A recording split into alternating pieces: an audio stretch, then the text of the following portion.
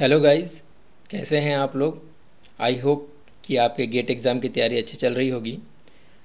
अगर आप gate exam दे चुके हैं या फिर तो आपको पता होगा, और नहीं दिए हैं तो आप उन लोगों से पूछ सकते हैं जो गेट एग्ज़ाम दे चुके हैं। तो आपको वो लोग बताएंगे कि उनके गेट में मार्क्स कम आने की वजह, जो सबसे बड़ी वजह जो होती है, या फिर रैंक ज़्यादा आने की जो सबसे बड़ी वजह जो होती है, वो कुछ सिली मिस्टेक्स की वजह से होती है। उनसे एग्ज़ाम में प्रॉपर क्वेश्चन तो बन जाते हैं, सही क्वेश्चन, बट कुछ नेगेटिव मार्किंग, कुछ सिली मिस्टेक्स की वजह से, जो इजी क्वेश्चन होते हैं जो उनमें कुछ सिली मिस्टेक्स कर देते हैं, जिनकी वजह से नेगेटिव मार्किंग की वजह से उनके मार्क्स और कम हो जाते हैं और रैंक ज़्यादा आ जाता है। तो आज इस लेक्चर में हम यही डिस्कस करने वाले हैं कि क्या मिस्टेक्स जनरली गेट एग्ज़ाम में होते हैं और हम उनको कैसे अवॉइड कर सकते हैं। तो अगर आपको ये लेक्चर अच्छा लगे तो इसे लाइक कीजिएगा और अपने सोशल मीडिया फेसबुक व्हाट्सएप में इसे शेयर कीजिए। और अगर आपको हमारा चैनल को सब्सक्राइब नहीं किया है तो हमारे चैनल को सब्सक्राइब करके बेल आइकन पर क्लिक कर लीजिए। तो जनरली जो मिस्टेक होती है वो क्या होती है कि इजी क्वेश्चंस में मिस्टेक होने की प्रोबेबिलिटी ज़्यादा होती है। टफ क्वेश्चन को क्योंकि आप बहुत ध्यान से पढ़ते हैं और बहुत केयरफुल बनाते हैं, बट इजी क्वेश्चन को आप क्या करते हैं, कई बार क्वेश्चंस को एकदम बहुत जल्दी में बहुत इजी लगता है तो बहुत केयरलेसली उसे रीड करते हैं और बहुत केयरलेसली ऑप्शन लगा देते हैं। तो इसमें ध्यान देने लायक बात यह है कि इजी क्वेश्चंस को भी आपको बहुत ही केयरफुली रीड करना है। और क्या गलतियाँ करते हैं लोग कि कोई आपको बहुत ही ईजी क्वेश्चन दिखा, आपको उसका आंसर आता है, आपने देखा कि कोई बहुत ईजी क्वेश्चन है, उसे रीड किया तुरंत और उसका आंसर आपको मिल गया ऑप्शन ए में, तो आंसर ऑप्शन ए को टिक मारा और आगे निकल गए। तो ये जनरली गलती होती है कि हम जो क्वेश्चन के सारे ऑप्शंस तक को रीड नहीं करते अगर क्वेश्चन बहुत ईजी है तो। देखिए, गेट के क्वेश्चंस, जैसा कि आप लोग जानते होंगे कि गेट के क्वेश्चन थोड़े ट्रिकी होते हैं, तो उसमें आपको इजी क्वेश्चन है तो भी आप उसके देखते थे, उसके केवल अगर ऑप्शन ए में भी अगर आपको आंसर मिल जा रहा है तो भी उसे तुरंत टिक मत मारिए। सबसे पहले तो सारे क्वेश्चन को अच्छे से रीड कीजिए और उसके सारे ऑप्शंस को, ए बी सी और डी, जिस सारे ऑप्शंस को अच्छे से रीड कीजिए। हो सकता है कि उस ऑप्शन में कुछ क्वेश्चन में ऐसे कुछ ट्रिक हो जिससे दूसरे ऑप्शंस का आंसर होने की प्रोबेबिलिटी हो।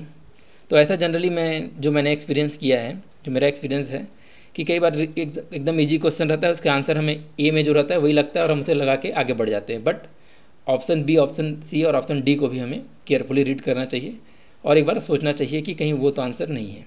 ओके, तो पहला मैं यही कहना चाहूँगा कि सारे ऑप्शंस को और क्वेश्चन को केयरफुली रीड करें। दूसरी गलती ये होती है कि कुछ अनयूजुअल ऑप्शन वाले जो क्वेश्चन होते हैं, अनयूजुअल ऑप्शन वाले, उसमें हम अनयूजुअल ऑप्शन मीन्स आपको एक एग्जांपल देकर बताता हूँ। लेट सपोज आपसे पूछा गया है, कोई क्वेश्चन है, उसमें ऑप्शंस दिए हुए हैं आपको। ऑप्शन ए दिया हुआ है 1, ऑप्शन ए दिया हुआ है 1.5, ऑप्शन बी दिया हुआ है आपको 2.0, ऑप्शन सी दिया हुआ है आपको 2.5 और ऑप्शन डी दिया हुआ है आपको नन ऑफ द एबव। तो जनरली इस टाइप के क्वेश्चन में हम क्या करते हैं, क्वेश्चन को सॉल्व करेंगे और हमारा लेट सपोज जो आंसर आएगा, डेफिनेटली वो आंसर इन्हीं तीनों में से कोई एक ज़रूर आएगा। देख लीजिएगा आप। तो लेट सपोज हमारा आंसर है 2.5, तो हम क्या करते हैं, आंसर सी को टिक करते हैं और आगे बढ़ जाते हैं। ये मिस्टेक करते हैं, बट हमें ऐसा नहीं करना चाहिए। हमें क्या करना चाहिए, जो ऑप्शन डी दिया है नन ऑफ द एबव, इसको भी एक बार दिमाग में सोचना चाहिए, क्या कोई ऐसी कंडीशन है जिससे डी भी ऑप्शन आंसर हो सकता है, ऐसा हमें सोचना चाहिए।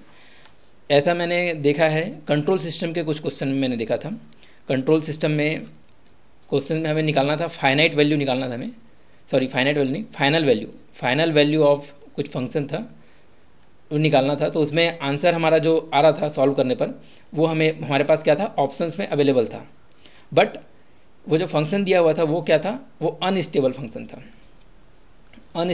था। तो अनस्टेबल फंक्शन की जो होती है फाइनल वैल्यू हम फाइंड आउट नहीं कर सकते। तो उसका जो सही आंसर था वो था none of the above. Okay, तो हमें ऐसे कंडीशन को चेक करना है कि क्या क्वेश्चन में कुछ ऐसी ट्रिक है, कोई ऐसी कंडीशंस तो नहीं है जिससे none of the above answer हो। हालांकि आप सॉल्व करेंगे तो आपको आंसर ज़रूर मिलेगा जो ऑप्शन में रहेगा, बट आप ज़रूर एक बार दोबारा चेक कीजिए कि कोई ऐसी कंडीशंस तो नहीं है जिससे नन ऑफ द एबव भी आंसर हो सकता है। ओके, जनरली ऐसा देखा गया है कि ये एक ट्रिक होती है जिसमें लोग गलतियां करते हैं, क्योंकि आप सॉल्व करेंगे आपको आंसर भी मिलेगा, बट एक्चुअल आंसर कुछ नन ऑफ द अबव या कुछ जो अनयूजुअल टाइप का होगा वो हो सकता है कुछ ट्रिक की वजह से। तो इसे आपको सोचना है। नेक्स्ट मिस्टेक जो करते हैं लोग वो यूनिट्स में करते हैं। यूनिट्स जो आपको पूछी गई है, जो क्वांटिटी आपको पूछी गई है, उसको सही यूनिट में, जैसे कि आपके एग्जांपल देता हूँ मैं आपको। क्वेश्चन में पूछा गया है कोई सर्किट दिया हुआ है नेटवर्क का, और क्वेश्चन पूछा गया है find out the value of resistance. आपको रेजिस्टेंस की वैल्यू फाइंड आउट करनी है, आर की वैल्यू इन किलो ओम। आपने क्वेश्चन को सॉल्व किया, आपको क्वेश्चन में आंसर मिला 1, और आंसर आया 1, और ऑप्शंस दिए हैं आपको 1, 0.1, 0.01 और 0.001। तो आपका आंसर तुरंत 1 आएगा। जनरली आप सॉल्व करेंगे नेटवर्क को तो जनरली आप वोल्ट और करंट मीन्स वोल्ट और एम्पियर में सॉल्व करेंगे, तो आपका जो 1 आएगा 1 एक्चुअल में क्या रहेगा, वो ओम में रहेगा। वोल्ट और एम्पियर लेके सॉल्व करेंगे तो आपका जो 1 आएगा वो जनरली 1 ओम में रहेगा। बट आपसे क्वेश्चन में पूछा गया है find out the value of resistance in kilo ohm, तो आप देखेंगे आपका आंसर है 1, आप फटाक से मारेंगे 1 ऑप्शन को और आगे बढ़ जाएंगे। तो ये एक गलती हो सकती है। तो इसे अवॉइड करना है, आपको हमेशा क्रॉस चेक करना है कि आप सही यूनिट में आंसर को रख रहे हैं कि नहीं। जैसे इस केस में 1 ओम जो है, 1 ohm is equal to 0.001 kilo ohm. Okay, 1 ohm is equal to 0.001 kilo ohm. तो अगर क्वेश्चन में पूछा गया है आपका किलो ओम में, तो आपका सही आंसर क्या होगा 0.001, ये वाला डी वाला। ओके, तो हमेशा आप ऑप्शन को चूज़ करने से पहले एक बार यूनिट्स को चेक कर लीजिए कि आप सही यूनिट में आंसर को पुट कर रहे हैं या नहीं कर रहे हैं। इस तरह से आप इसको अवॉइड कर सकते हैं। नेक्स्ट मिस्टेक होता है कैलकुलेशन मिस्टेक्स। कई बार लोग करते हैं कैलकुलेशन मिस्टेक्स, इसलिए करते हैं क्योंकि जनरली हमारी जो आदत होती है जब हम प्रैक्टिस करते हैं तो हम लोग, हमारे पास जो यूजुअल जो कैलकुलेटर होता है साइंटिफिक कैलकुलेटर, उससे हम सारे कैलकुलेशन करते हैं। बट एग्ज़ाम में तो हमें साइंटिफिक कैलकुलेटर ले जाना अलाउड नहीं होता। वो तो ऑनलाइन एग्ज़ाम होता है, उसमें उसका खुद का कैलकुलेटर होता है, ऑनलाइन कैलकुलेटर, उसी से आपको कैलकुलेट करना है। तो इसकी आप प्रैक्टिस कर लीजिए। आप टेस्ट सीरीज ज्वाइन किए हैं तो सारे टेस्ट को दीजिए और उसमें ऑनलाइन कैलकुलेटर को चलाने की अच्छी से प्रैक्टिस कर लीजिए, ताकि आपसे ऑनलाइन कैलकुलेटर को यूज़ करके कैलकुलेशन करने में कोई कैलकुलेशन मिस्टेक ना हो।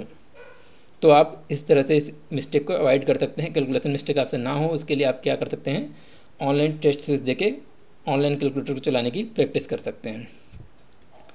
नेक्स्ट जो मिस्टेक होती है, जो न्यूमेरिक आंसर टाइप के क्वेश्चन होते हैं, उसमें कई बार हम क्वेश्चन आंसर सही निकालते हैं, बट उसे हड़बड़ी में ऐसा हो सकता है कि आप उसमें न्यूमेरिक आंसर में टाइप करने में मिस्टेक कर सकते हैं। क्योंकि जो नॉर्मल जो टाइपिंग होती है वो आपकी कीबोर्ड से होती है, और जो गेट एग्ज़ाम में जो टाइपिंग होती है वो तो आपको कीबोर्ड वाला वहाँ यूज़ करना अलाउड नहीं रहता।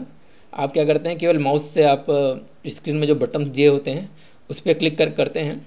तो उसको ध्यान से कीजिए कि आपको न्यूमेरिकल आंसर जो टाइप करने में कहीं पर पॉइंट का मिस्टेक ना हो कहीं पर, और जो एग्जैक्ट वैल्यू है वही आप उसमें टाइप कीजिए।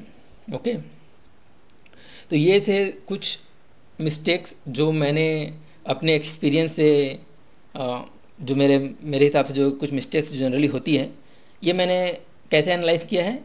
मैंने अपने टेस्ट सीरीज़ जब मैं देता हूँ तो टेस्ट सीरीज़ देने के बाद उसे एनालाइज़ करता हूँ कि इस टेस्ट सीरीज़ में मुझसे क्या क्या गलतियाँ हुई और क्यों हुई। तो ये सारी चीज़ें मेरे सामने निकल कर आई। ये तो कुछ गलतियाँ थी, बट आप हर आदमी का अलग अलग थोड़ा माइंडसेट होता है। कुछ लोगों से हो सकता है कुछ और गलतियाँ होती हों, कुछ अलग टाइप की गलतियाँ होती हों।